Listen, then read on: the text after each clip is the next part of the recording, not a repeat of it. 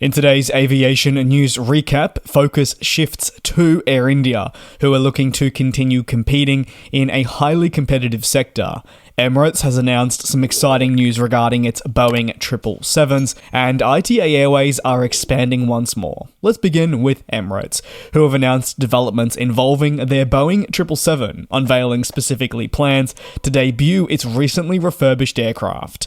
The Dubai-based airline says it's selected the first of many cities to experience the 777 with the newly configured cabin interior. Geneva, Tokyo, Haneda, and Brussels are slated to be the first three locations to welcome the new cabin. Obviously, more will follow with time. Emirates says its Boeing 777 fleet will offer passengers more room thanks to the 1-to-1 configuration of premium economy and next-generation business class seats. Furthermore, the Boeing 777 leans on the success enjoyed with the flagship Airbus A380 to ensure the interior sports the best possible passenger comfort levels and features modern design details alongside improved finishings.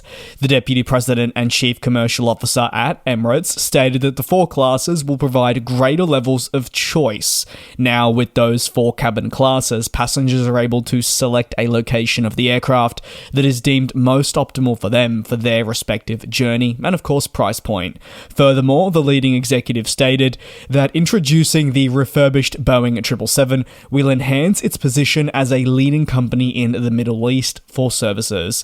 Moreover, the company hopes to showcase its commitment through this refurbishment at offering the continued best possible experience no matter the cabin class that you are flying aboard. Flights from Dubai to Geneva will be the first to welcome on the upgraded 777. This will commence on the 11th of August. From the 1st of September, Dubai through to Tokyo Haneda will commence, and then lastly of the three initial locations on the 11th of September, Brussels in Belgium will be added.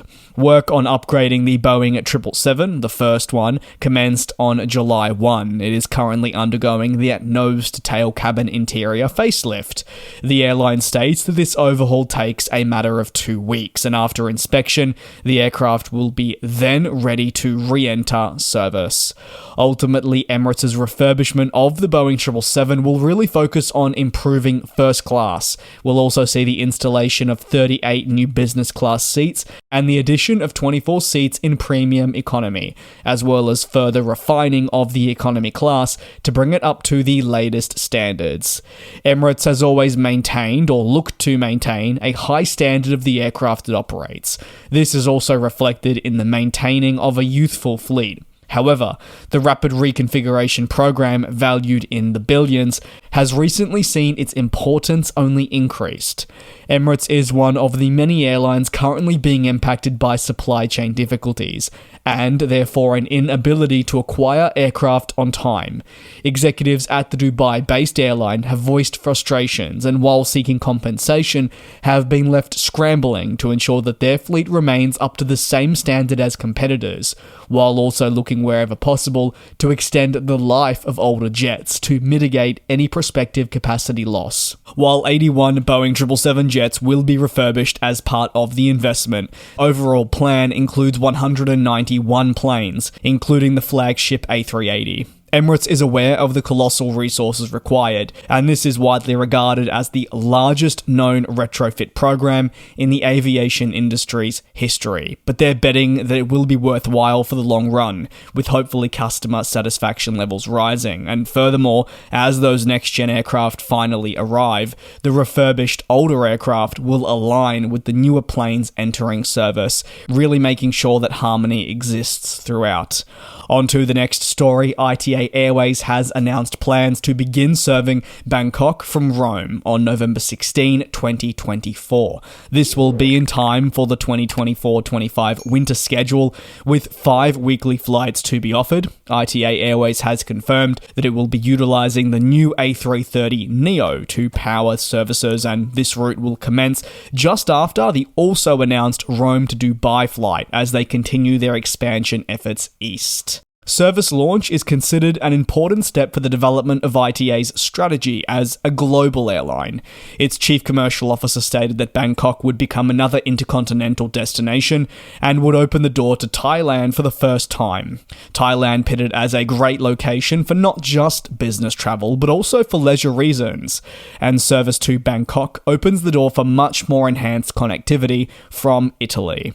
Meanwhile, the expectation is the relationship between Thailand and Italy as purely countries is expected to improve thanks to the commencement of this first flight in the fourth quarter. If you're after how Rome airports feel, well, they've actually long stated that Thailand has been a target market, but they've just not had that service available, and now the upcoming launch of flights is deemed as a fantastic next step in the continued development in making Rome more of a global hub for aviation. On to the final story in today's aviation recap, and that sits with Air India, who are reportedly considering developing their network to compete more fiercely with IndiGo.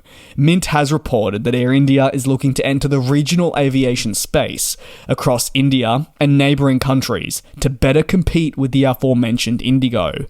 These plans are part of Tata Group's persistent efforts to turn around the fortunes of the Indian flag carrier, which we know has struggled for a considerable period. The Indian aviation sector is hotly contested, and many airlines are looking to seize future growth opportunities by launching more flights and outdoing each other with new aircraft orders. While Air India must monitor the development of international airlines that are serving India, it also must keep a very close eye on competitors that call the country home. IndiGo's recent purchase of the Airbus A330 alongside an already existing huge, might I add, commitment to Airbus narrow-body jets in the last 18 months has really signalled their intent to meet future growth. And there's no two ways about it. Air India knows they need to respond to IndiGo's continued advancements in the market to ensure that they don't fall further behind and the turnaround efforts result in nothing. Regional expansion is being discussed internally as a means of competing better.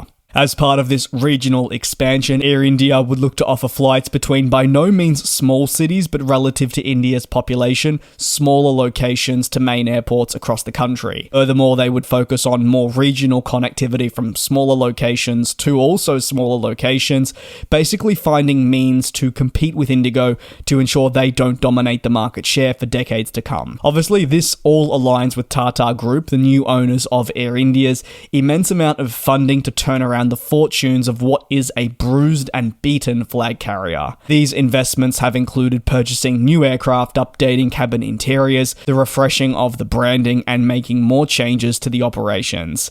The investments are all in the hope of putting Air India back on a pedestal, where not only is it a well-respected airline within India, but also on the global stage.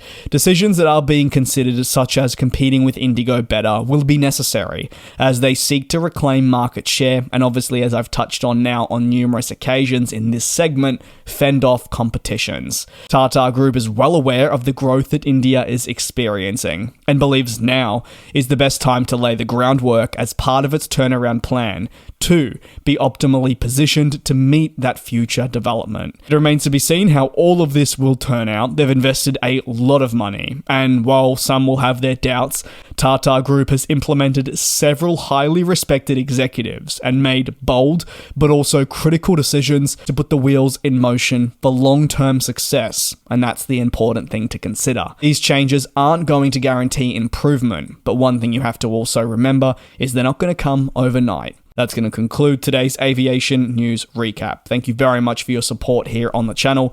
Take care, be safe, and I'll see you same place, same time tomorrow for your latest aviation news. And we'll fly.